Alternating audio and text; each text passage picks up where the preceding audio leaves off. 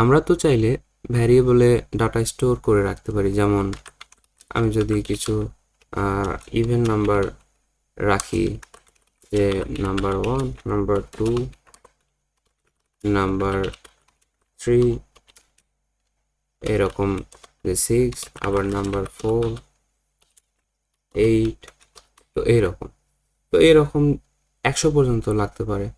তো কতগুলো এভাবে আর কি ভ্যারিয়েবল লিখবো, একটার পর একটা, নাম্বার 1, নাম্বার 2 এভাবে করে। আবার এদেরকে দিয়ে কোনো অপারেশন করতে গেলেও, যোগ বিয়োগ গুণ ভাগের মতো অপারেশন করতে গেলেও তো সমস্যা হয়ে যাবে, বারবার এসব ভ্যারিয়েবলের নাম লিখতে হবে। তো এটা কিন্তু সমস্যা। এমনকি আমাদের রিয়েল লাইফেও আপনি দোকানে অনেকগুলো ডিম কিনতে গেলেন, তো ডিমগুলো তো আর একটা একটা করে আপনাকে কিভাবে দিবে? তো এটা একটা সমস্যা। তো এই জন্য দোকানদার কি করে, একটা ট্রেতে করে দিয়ে দেয়, যে একটা ট্রের ভিতরে সবগুলো নিয়ে যান। বা আপনি ফলমূল কিনতে গেলে, যে আপেল কিনলেন, তো সেটা কিন্তু একটা একটা করে সার্ভ করা বা একটা একটা করে দেওয়াটা সমস্যা। ওইটা একটা প্যাকেটে করে দিয়ে দেয়, মানে অনেকগুলোর কালেকশন একটার ভিতর করে দিয়ে দিচ্ছে।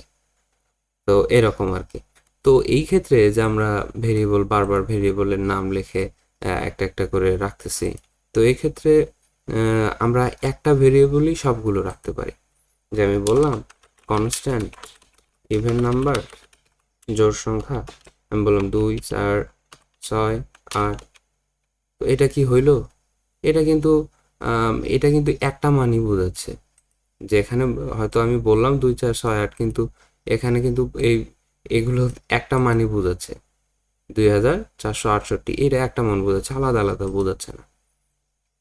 তো একটা ভেরিয়েবলে একাধিক মান রাখার একটা পদ্ধতি হচ্ছে অ্যারে। তো অ্যারে মানে হচ্ছে সারি, কালেকশন, লিস্ট, মানে অনেকগুলো জিনিস আর কি। তো ফর্মালি অ্যারে এভাবে বলা যায় যে a collection of multiple items under a single variable name. তো এই অ্যারেটাকে কিভাবে লেখে, মানে আমরা এই যে আলাদা আলাদা করে ভ্যারিয়েবল না নিয়ে একটা ভ্যারিয়েবলই অনেকগুলো মান রাখবো। তো অ্যারেটাকে এভাবে লেখে যে কনস্ট্যান্ট, আমি এটা কমেন্ট করলাম, constant even number, third bracket দিতে হয়। থার্ড ব্র্যাকেট তো আমরা চিনি এভাবে, যে এটা ফার্স্ট ব্র্যাকেট, এটা সেকেন্ড ব্র্যাকেট বা কার্লি ব্র্যাকেট, এটা থার্ড ব্র্যাকেট বা বক্স ব্র্যাকেট। তো এই ব্র্যাকেট দিয়ে এর ভিতর আর কি আমরা যে মানগুলো রাখবো, যে ডাটাগুলো স্টোর করব, সেটা আর কি লিখতে হয়।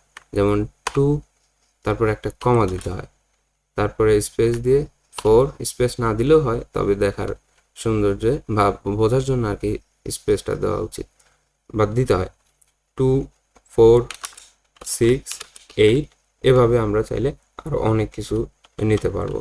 এমনকি একটা টাইপেরই মানই যে রাখতে হবে এমন কিন্তু না। স্ট্রিং টাইপের হতে পারে, বুলিয়ান টাইপের হতে পারে, আরও অনেক টাইপেরই হতে পারে।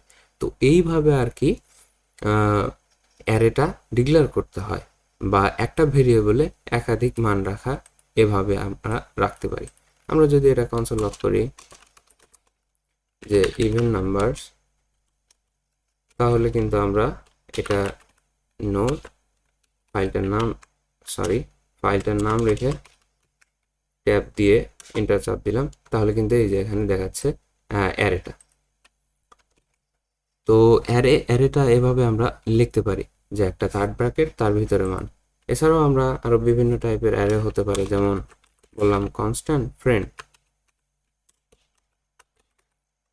ফ্রেন্ডস। তো আমরা এখানে স্ট্রিং টাইপের নিলাম, যে কিছু নাম লিখলাম,